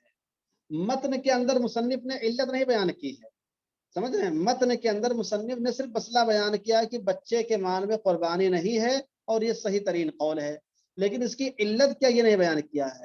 جب مصنف نے اپنی اسی کتاب کی شرح لکھنا شروع کیا البرہان کے نام سے، تو اس کے اندر علت بیان کی کہ آخر کیوں نہیں بچے کے بارے میں قربانی ہے، اس کی علت وہاں موجود ہے۔ ارے بات بالکل واضح ہو رہی ہے۔ وَعَلَّلَهُ فِي الْبُرْهَانِ، اور مواہب الرحمان کے مصنف نے اپنی اسی کتاب کی شرح البرہان میں اس مسئلے کی علت یہ بیان کی ہے۔ کیا بیان کی ہے؟ آگے ہے بِأَنَّهُ كَانَ الْمَقْصُودُ الْإِتْلَافُ فَالْأَبُو لَا يَمْلِكُهُ فِي مَالِ وَلَدِهِ۔ اصول یہ ہے کہ اگر مقصود اتلاف ہو، مقصود کیا ہے؟ مال کے خرچ کرنے سے کرنا، مقصود مال کا خرچ کرنا ہو، فَالْأَبُو لَا يَمْلِكُهُ، تو پھر باپ کو حق نہیں ہوتا ہے اپنے بچے کے مال میں تصرف کا۔ اپنے بچے کے مال میں باپ کو حق نہیں ہوتا ہے کہ اس کے مال کو ختم کرے، ضائع کرے، خرچ کرے۔ کل عتقی، جیسے بچے کا کوئی غلام ہو تو باپ اس کو آزاد نہیں کر سکتا ہے۔ اب تصدق باللحم، یا بچے کو کسی نے گوشت وغیرہ صدقے میں دیا ہے تو اس کو کسی اور کو دے نہیں سکتا ہے، صدقہ نہیں کر سکتا ہے۔ تو جب یہ اصول ٹھہرا کہ وہ تمام تصرفات جس سے بچے کے مال کا خرچ ہونا لازم آتا ہو، وہ تمام تصرفات جس سے بچے کے مال کا خرچ ہونا لازم آتا ہو، اتلاف لازم آتا ہو، اہلاک لازم آتا ہو، تو اس میں باپ مالک ہی نہیں ہوتا ہے۔ فَمَالُ الصَّبِيِّ لَا يَحْتَمِلُ صَدَقَةَ التَّطَوُّعِ، تو بچے کا مال نفلی صدقے کا محتمل ہی نہیں ہوتا ہے۔ اور جب بچے کے مال صدقہ تطوع کا محتمل ہی نہیں ہوا، اور ہر وہ تصرف جو بچے کے مال کو خرچ کرنے والا باپ اس کا حقدار نہیں ہے، تو بچے کے مال میں قربانی بھی نہیں واجب ہوگی، کیونکہ قربانی کرنے سے بچے کے مال کا بھی اتلاف لازم آتا ہے۔ کیا خیال؟ بالکل دو دو چار ذرا بات ہو گئی۔ بات سمجھ آئی کہ نہیں آئی صاحب؟ بِأَنَّهُ كَانَ الْمَقْصُودُ وَالْإِتْلَافُ، کیونکہ مقصود اگر اتلاف ہو تو باپ کو بچے کے مال میں ملکیت حاصل نہیں ہوتی ہے۔ جیسے بچے کے غلام کو باپ آزاد نہیں کر سکتا ہے، بچے کے گوشت کو باپ صدقہ نہیں کر سکتا ہے، کیونکہ بچے کا مال صدقہ تطوع کا محتمل ہی نہیں ہوتا ہے۔ اور جب محتمل ہی نہیں ہوا تو باپ کیوں قربانی کرے گا؟ وَعَزَاهُ لِلْمَبْسُوط، اور مبسوط کے حوالے سے مصنف نے بات لکھی ہے۔ فَلْيَحْفَظْ، لہٰذا اس مسئلے کو بالکل ذہن میں بٹھا لیجئے، اس مسئلے کو بالکل ذہن میں بٹھا لیجئے۔ سمجھ رہے ہیں؟ بات سمجھ آئی کہ نہیں آئی؟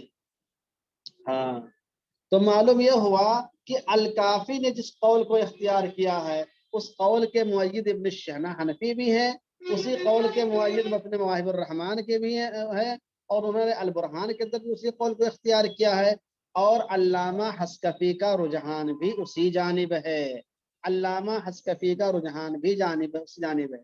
اچھا یہ بتائیے، وہ عزاہو میں جو ہا کی ضمیر ہے یہ کہاں راجع ہے؟ وہ عزاہو میں جو ہا کی ضمیر ہے یہ کہاں راجع ہے بتائیے؟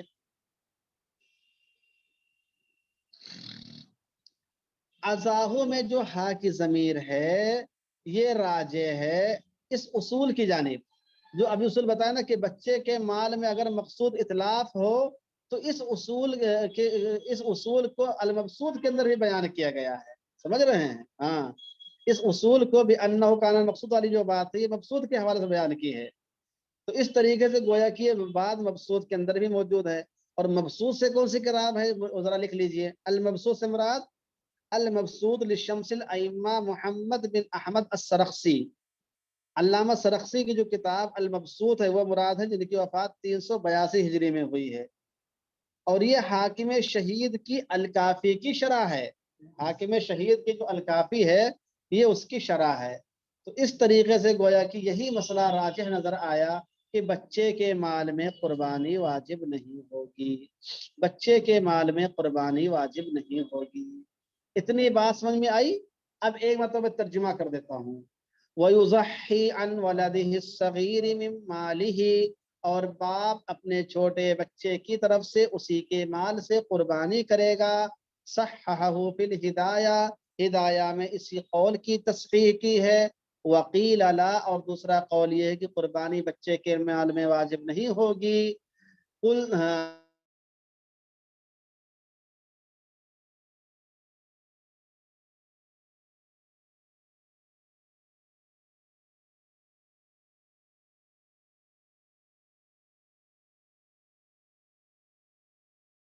इब्ने शहना हनफी ने इसी को राजिह करार दिया है।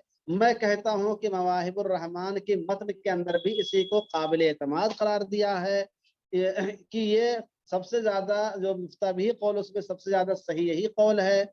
और मुसन्निफ यानी मवाहिबुर रहमान के मुसन्निफ ने मवाहिब की जो शरह लिखी अल बुरहान, उसके अंदर उसकी इल्लत यह बयान की है कि अगर मकसूद इतलाफ हो, बच्चे के माल को खर्च करना हो, तो फिर बाप बेटे के माल में तसर्रुफ का हकदार नहीं होता है। जैसे कि वो बेटे के गुलाम को आज़ाद नहीं कर सकता है, बाजी को आज़ाद नहीं कर सकता है, वह बच्चे के गोश्त को सदका नहीं कर सकता है, क्योंकि बच्चे का माल नफली सदक़े का मुतमिल नहीं होता है। तो जब वो इतलाफ का हक नहीं रखता है तो बच्चे की जानिब से कुर्बानी भी नहीं करेगा। और इस उसूल को मकसूद के हवाले से बयान किया है, फल यहफज़, लिहाजा इसको अपने जहन नशीन कर लीजिए। अब चंद सवालात आप लोग यहाँ तक बात समझ में आई ना सबको? अब यहाँ पे बात सबको अगर समझ में आ गई है तो चंद उसूल सवालात हमारे पास उसूल हुए हैं, उनका मैं जवाब देता हूँ। ऐसा होने पर इसका मतलब बच्चों की ईदी वगैरह में तसर्रुफ नहीं कर सकता? बिल्कुल नहीं कर सकता है। जो माल बच्चों को खुद मिला हो, चाहे ईदी के तौर पर मिला हो, चाहे मेहमान आके हदिया करके गए हो वो मिला हो, उसमें बाप तसर्रुफ, वालिदैन तसर्रुफ नहीं कर सकते हैं। समझ रहे हैं? हाँ। अंत व मालू का वो अभी का क्या मतलब है? इसका मतलब आप खुद इसकी शरह में जाकर दे सकते हैं। और आसान मतलब इसका ये है कि बाप अगर बेटे के पैसे का इस कदर मोहताज हो कि बाप कमाई पर कादिर भी ना हो और उसके पास अपनी रोजी रोटी के लिए पैसे भी ना हो, यानी इतना तंगदस्त हो गया हो कि अपना खर्चा पानी नहीं चला सकता है, तो फिर वो अंत व मालू का ली अभी का वाली रिवायत है कि फिर वो बेटे से जबरदस्ती लेगा। और अगर बाप कमाने पर कादिर है या उसके पास अपना खुद में पैसा मौजूद है तो बेटे की कमाई का मालिक वो नहीं होगा। समझ रहे मौलाना वसीम साहब? अल मकसूद के मुसन्निफ का नाम मैंने बताया, शमसुल अइम्मा मोहम्मद बिन अहमद असरख्सी। ऐसा बोले कि कुर्बानी का दिन 3 है या ज्यादा है, आज ही आपने पढ़ा है, आप अपने हाफजे को मजबूत कीजिए।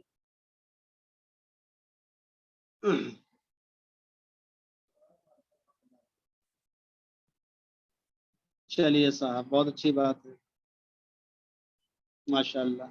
आपके इश्कालात के जवाबात हल हो रहे हैं ना साहब? ऐसा तो नहीं कोई बात छूट जा रही हो और आपके जहन में हो? आप बिल्कुल सवाल कर सकते हैं, पूछ सकते हैं। खैर आज का दर्स जो है, क्योंकि वक्त हो गया है, तो यहीं पर ख़त्म किया जाता है इंशाअल्लाह।